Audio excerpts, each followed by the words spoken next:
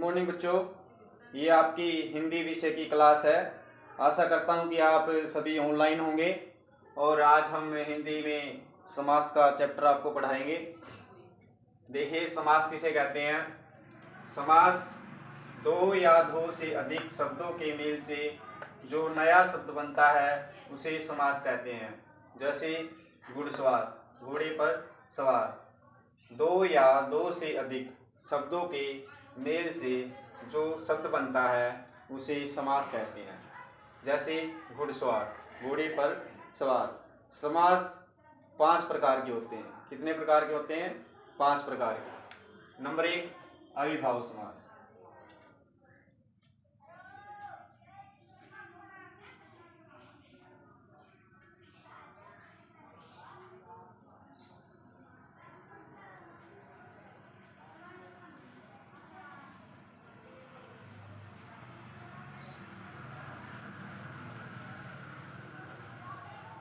जिस समास का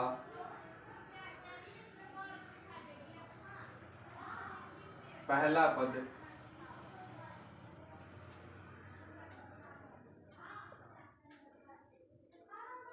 अव्यय हो,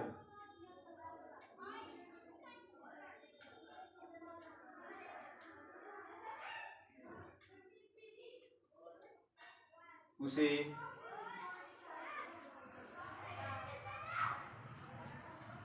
अविभाव समास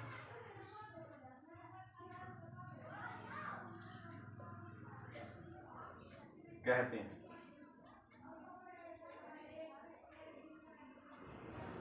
जैसे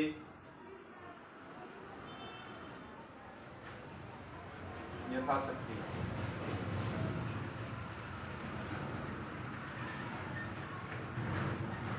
शक्ति के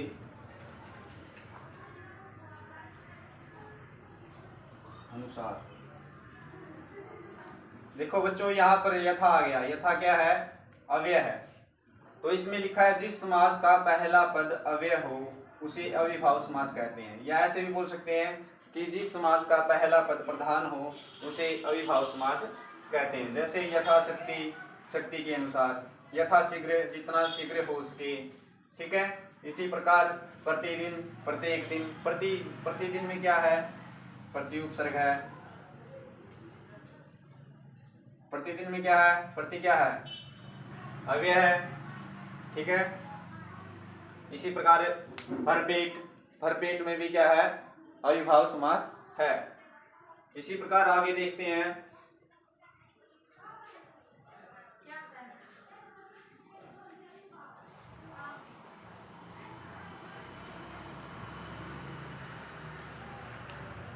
नंबर 2 है तत्पुरुष समास।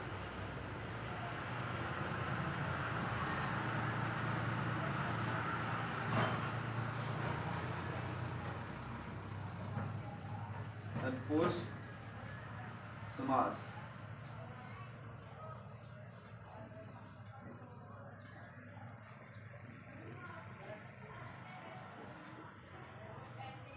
जिस समास का दूसरा पद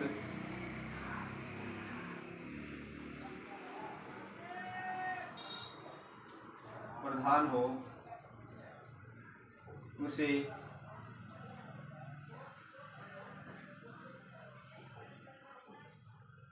तत्पुरुष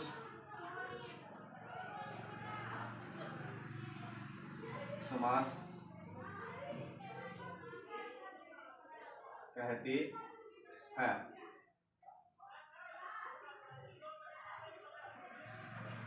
जैसे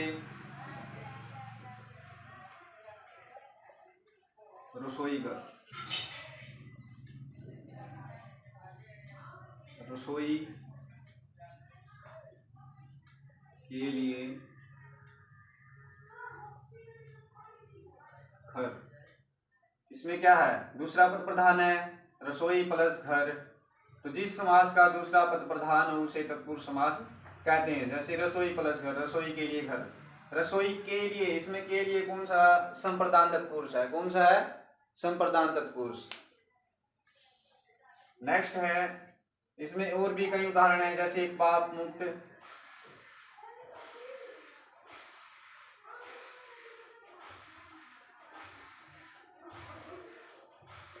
पाप से मुक्त। इसमें पाप से क्या है, अलग हो रहा है, पाप से मुक्त। इसमें है आपादान तत्पुरुष, आपादान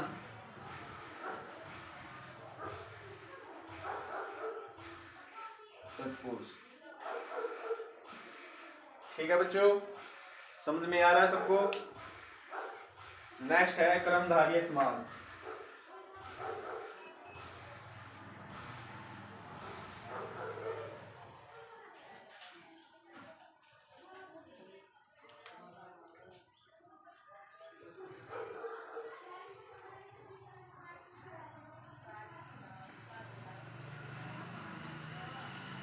कर्मधारय समास।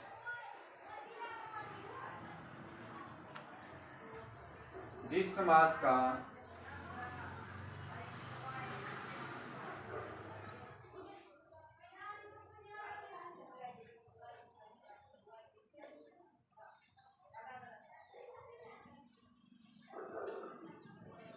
उपमेय उपमान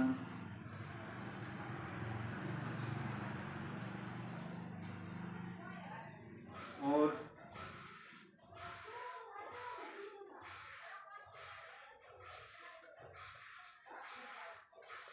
विशेषण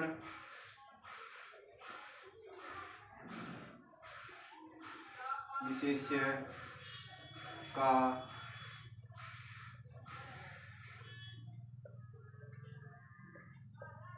संबंध पाया जाता है,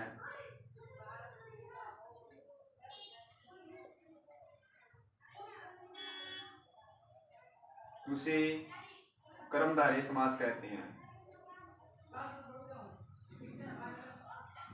कर्मधारय समास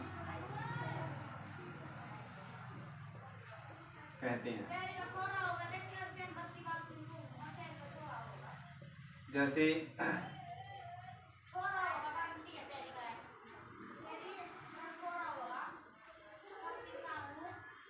नीलकंठ,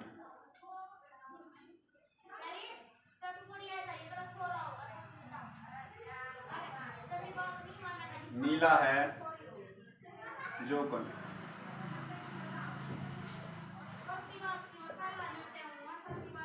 नीला है जो कंठ। इसमें कंठ क्या है और नीला क्या है। नीला उपमेय है और कंठ जो है क्या है, उपमान है। इसमें उपमेय उपमान और विशेषण विशेष्य का संबंध पाया जाता है, उसे कर्मधारय समास कहते हैं। ठीक है, नेक्स्ट है द्विगु समास। कौन सा समास है, द्विगु समास। द्विगु समास में जिस का पहला पद संख्यावाची हो उसे द्विगु समास कहते हैं। जिस समास का पहला पद संख्यावाची हो उसे द्विगु समास कहते हैं।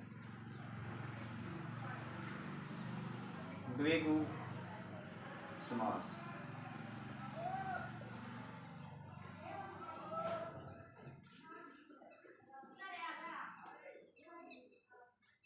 जिस समास का पहला पद संख्यावाची हो, क्या हो, संख्यावाची हो,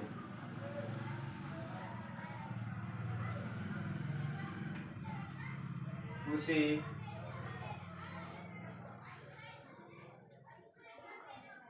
द्विगु समास कहते हैं। जैसे चौराहा,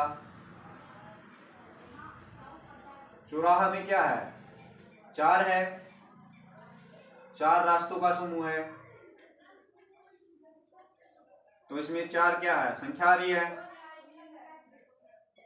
तो इसलिए यहां पर क्या हो गया, द्विगु समास। जैसे और भी शताब्दी है, 100 वर्षों का समूह, ठीक है। इसी प्रकार कई उदाहरण हैं। जिसमें भी संख्या आई पहला पद संख्यावाची हो उसे द्विगु समास कहते हैं। नंबर 5 है द्वंद्व समास।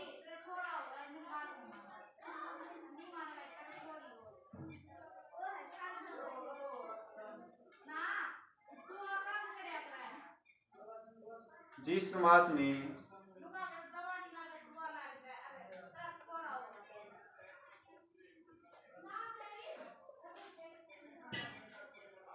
दोनों पद प्रधान होते हैं, प्रधान होते हैं, उसे द्वंद्व समास कहते हैं।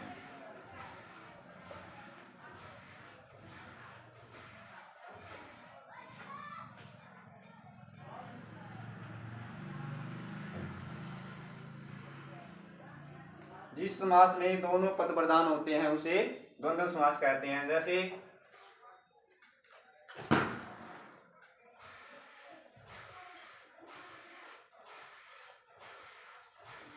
भाई बहन,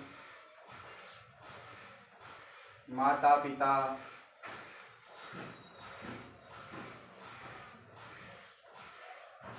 ठीक है। इसी प्रकार कई उदाहरण हैं। दाल रोटी, इसमें क्या है, दोनों पद प्रधान है।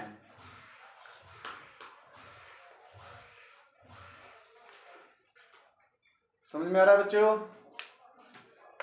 द्वंद्व समास में जिस समास में दोनों पद प्रधान होते हैं उसे द्वंद्व समास कहते हैं, ठीक है। जैसे भाई बहन, माता पिता, दाल रोटी, इसमें जो है दोनों पद ही प्रधान है। और द्विगु समास में जिस समास का पहला पद संख्यावाची हो उसे द्विगु समास कहते हैं। जैसे चौराहा, चार रास्तों का समूह, ठीक है। सभी को समझ में आ रहा है? नेक्स्ट है बहुव्रीहि समास।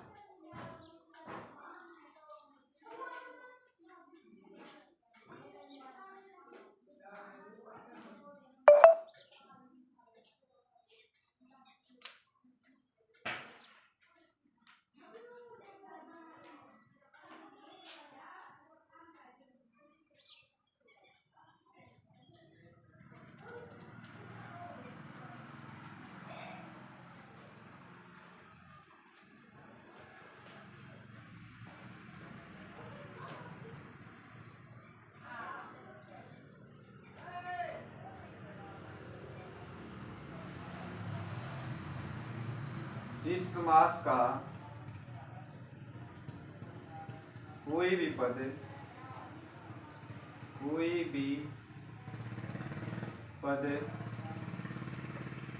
प्रधान ना हो, प्रधान न हो, बल्कि कोई अन्य पद ही प्रधान हो, कोई अन्य पद ही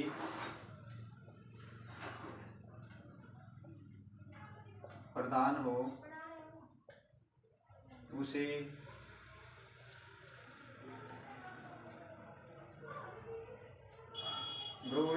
बहुव्रीहि समास कहते हैं।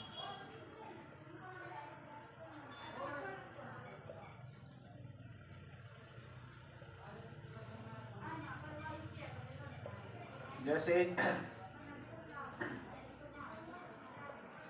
दशानन, 10 है आनन जिसके,